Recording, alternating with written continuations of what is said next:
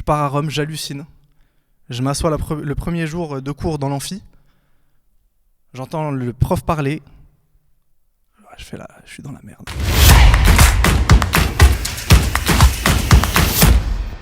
Est-ce que vous vous souvenez, quand vous étiez plus jeune, au collège ou au lycée, à chaque rentrée des classes, vous remplissiez une feuille où on vous disait de noter ce que faisaient vos parents comme métier et ce que vous vouliez faire. Est-ce que vous vous rappelez de ça ou pas? Ouais.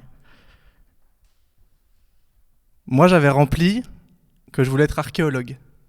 Grand métier, passion, métier intéressant. Et ma mère était femme de ménage. Elle m'a élevé seule, mes frères et moi. Et j'ai très peu connu mon père, et à cette époque-là, je ne vivais pas avec lui. Je n'ai jamais vécu avec lui. Et je ne savais pas ce qu'il faisait. Très vite, j'ai eu des bâtons dans les roues. Très rapidement. Je viens d'un quartier. J'ai la gueule de l'emploi. J'étais nul en cours. Très nul en cours. Très nul en cours. Et j'avais, selon la conseillère de désorientation, comme dit un rappeur célèbre, pas les capacités d'être archéologue. Et pourtant, aujourd'hui, je suis devenu archéologue. C'est mon métier. Je parcours le monde. Je fais des recherches. Mais ça n'a pas toujours été ainsi, et je suis venu justement vous parler de persévérance. Parce que pour en arriver là, justement, j'ai dû persévérer. Logique. Je viens d'un quartier un peu comme ceci. Moi, je ne suis pas parisien du tout à la base. Je viens d'une province à côté, Dijon, la Moutarde. Et un petit quartier à côté, Chenauve. On connaît les problématiques des quartiers. Je vais parler de ce que moi je connais. Mais les problématiques restent les mêmes pour quelqu'un qui vient de la campagne.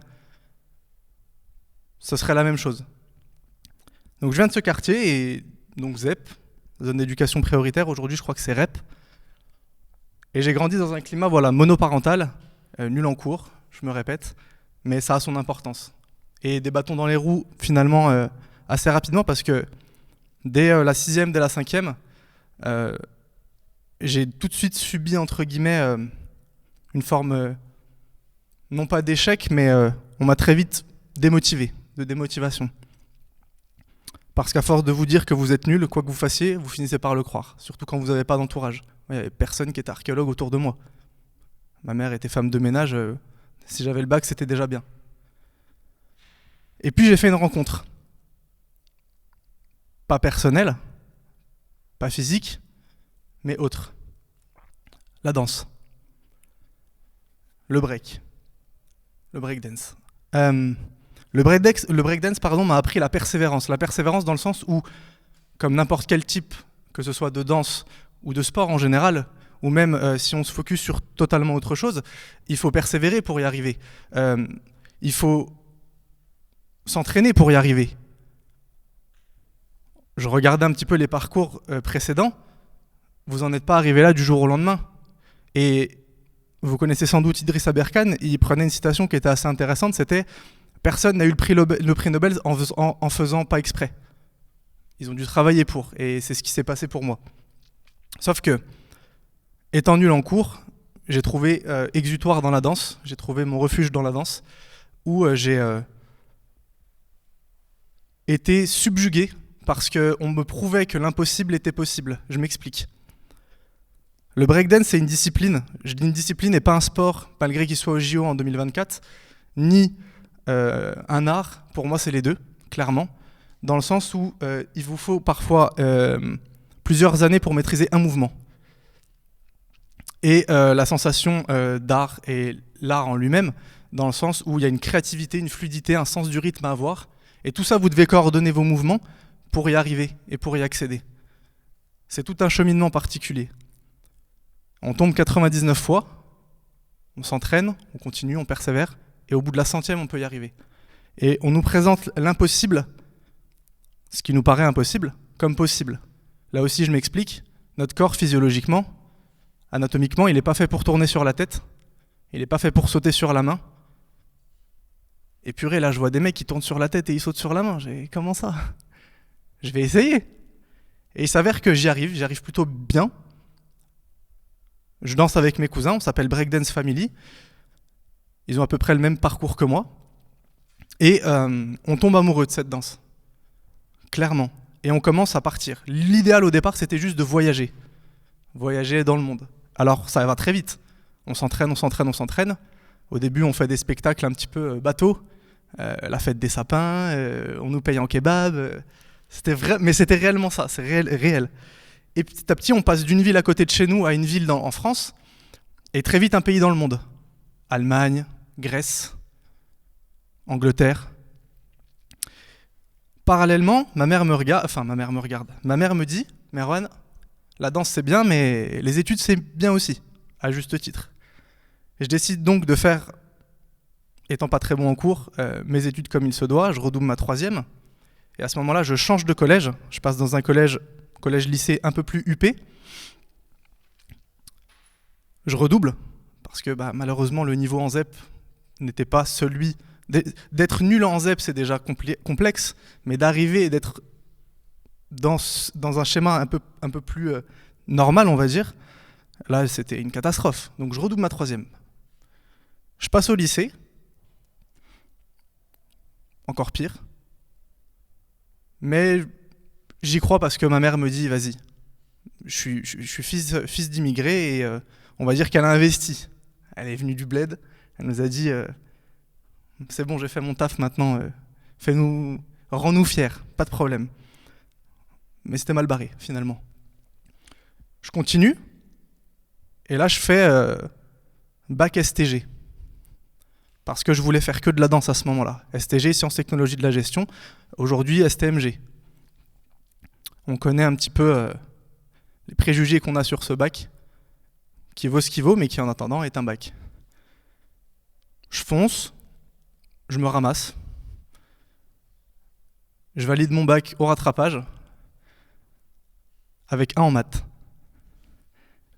L'épreuve durait 2 heures, on avait les formules, j'étais persuadé d'y arriver. Je sors, 1. Qu'à cela ne tienne. Je veux toujours être danseur à la base. Je pars dans une école supérieure de sport à Lyon. J'avais 19 ou 20 ans. J'y vais et on me dit c'est 4 000 € la première année. Je contracte un prêt que j'ai fini de payer l'an dernier, sur 10 ans, c'est dire. Et on me dit si tu y arrives, la 2e année, tu auras des bourses. C'était que du flanc. La 2e année était 5 000 €. Et j'avais pas du tout les moyens de le faire. Donc j'ai dit, je retourne chez maman. Et là, je reprends le rêve de gosse. Archéologue. J'étais pas trop mauvais en histoire en cours, mine de rien. Je me dis, allez, on va tester. Je fais une fac d'histoire. Je tente une fac d'histoire. Sauf qu'en STG, on n'apprend pas les commentaires de texte. On n'apprend pas les dissertations. Et là, on nous demande de le faire pendant 4 heures. Je me rappelle, le prof demande de faire un plan sur un sujet. Qu'est-ce que c'est un plan ? Aucune idée. Je regarde, je fais waouh. Je redouble. Je refais une première année de fac d'histoire. Je redouble encore. Et là, je vois histoire de l'art, archéologie. Et ma mère me regarde à nouveau et me dit 21 ans, faut se bouger quand même, fiston. Là aussi à juste titre. L'histoire de l'art, j'y connaissais rien. Je lisais pas de livres. À part la danse, finalement, je connaissais la danse et la musique. Je lisais pas de livres, j'allais pas dans les musées. Ça m'intéressait pas, j'étais allé une fois au Louvre. Je regardais ma montre pour savoir quand est-ce que la guide allait finir son speech pour me barrer danser, au 104. L'archéologie, je crois que c'était de la paléontologie, les dinosaures. Sauf que l'archéologie étudie l'histoire de l'homme. J'y vais, et là je me prends une gifle incroyable. Je kiffe, je passe sans rattrapage. Énorme. Consécration, je fais ma 2e année, et je vois que je suis au premier semestre parmi les 18 premiers. Je perds mon papa dans la foulée. On avait repris contact. Il faut que je justifie pas mal d'absences. Mais pour autant, je me dis, t'as validé ta première année, fonce. J'y vais. Et là, je vois un programme, ça s'appelle Erasmus. Je tente, et là on me dit, Merwan, il y a 4 places dans toute l'université, et je voulais aller à Rome. Normal pour un archéologue, pour étudier à Rome. D'aller étudier à Rome, pardon. J'y vais, je tente, on me dit 4 places, lettre de motivation en anglais, en français, en italien. Et toutes les notes de l'époque, du lycée, d'italien, il fallait que je les donne. Je ne l'ai pas là le slide, mais je peux vous assurer que c'est la vérité. Sur les 3 trimestres de chaque année, le dernier c'est le collector en terminale. Merwan a définitivement choisi l'option récréation. Réellement. Bavard et dit ne pas s'en rendre compte. Manque de sérieux, pas de travail. Il fallait que je donne ça à l'université pour savoir si j'étais pris ou non. Je pense qu'ils ont fait un pari sur moi en se disant lui il tiendra jamais l'année, on va tester. Je suis pris et je pars à Rome pendant 1 an. Je pars à Rome, j'hallucine. Je m'assois le premier jour de cours dans l'amphi. J'entends le prof parler. Je fais là, je suis dans la merde. J'ai rien compris à ce qu'il a dit. C'est comme si, je sais pas, un Polonais venait à Marseille alors qu'il parle pas du tout la langue et le mec parle. Et je fais, ah, c'est bon, je suis mort. Grosse inspiration, grosse expiration, je suis terminé. Les mois passent, je m'y fais. Je valide ma licence, c'était en 3e année. Je valide ma licence à 27 sur 30. Là-bas, c'est sur 30. Dans la foulée, je passe mon permis de conduire là-bas, parce que c'était moins cher et qu'il n'y a pas de points. Je rentre, je vais à Bordeaux, en master. 10 places, je pense que Erasmus a joué en ma faveur. Je teste, j'y vais, je kiffe. Je pars faire des stages dans la foulée au Danemark, en laboratoire où je pars faire des analyses de bouquets empoisonnés d'époque médiévale à l'arsenic. Tous les mercredis, il y avait, un petit peu comme la Founders Night, conférence pizza. J'y allais que pour la pizza, mon anglais il était claqué. Mais les gens présentaient leurs travaux. Jusqu'à ce que je tombe sur 2 personnes habillées en guenilles. Mais comme quoi la bine fait vraiment pas le moine. Et ils présentaient au prochain prix Nobel de physique-chimie une machine à refroidissement atomique. Dans un but conservateur de conserver des éléments minéraux, végétaux ou animaux pour que si, avec le réchauffement climatique notamment, ça venait à disparaître, ils pouvaient le conserver. Et moi je suis là, mais non, on présente des fragments de bouquins empoisonnés d'époque médiévale, mais tout le monde s'en fout en fait, ce qu'ils font c'est le futur. Et là je prends une claque, parce qu'il faut remettre les choses dans le contexte. Moi j'étais encore à ce moment-là entre le chaos et l'envie. Et je me rappelle, au moment où mon prof me dit « T'es trop ambitieux pour être archéologue, c'est pas possible ». Et là, je me dis « Ouais, il y a quand même des opportunités à saisir ». Et là, finalement, c'en est une, je réalise que c'en est une. Alors j'entreprends, je bosse encore plus. Je valide mon année, et là, je repars en stage et je vais sur l'île de la Réunion. Je vais sur l'île de la Réunion pendant 4 mois.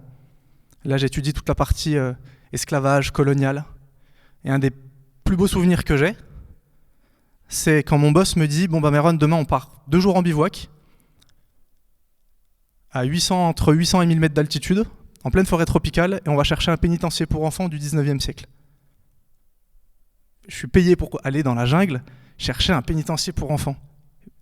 Et je remets les choses dans le contexte, j'ai un quartier pourri, on m'a dit « T'es nul, t'arriveras jamais à rien, reste danser, c'est mieux. » Et je suis sur l'île de la Réunion et je fais un métier qui me passionne, pour lequel je suis payé et que je kiffe. Je reviens, je termine mon Master 2 en novembre 2020, et en novembre 2020, je valide mon Master à 17 sur 20.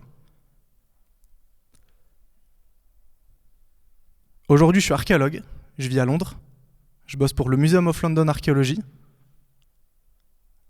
J'ai bossé en Suisse, j'ai bossé sur l'île de la Réunion, comme je vous dis, au Danemark. Pas mal de temps en France. J'ai pas mal de projets pour aller au Pérou, en Égypte. Et moi, du coup, ce que je veux vous dire à travers tout ça, mon leitmotiv, et ce pourquoi je parle de ça, c'est que peu importe d'où on vient, peu importe ce qu'on veut, peu importe ce qu'on fait, si on a un objectif et qu'on s'y tient, malgré les embûches, et il y en aura, vous pouvez y arriver.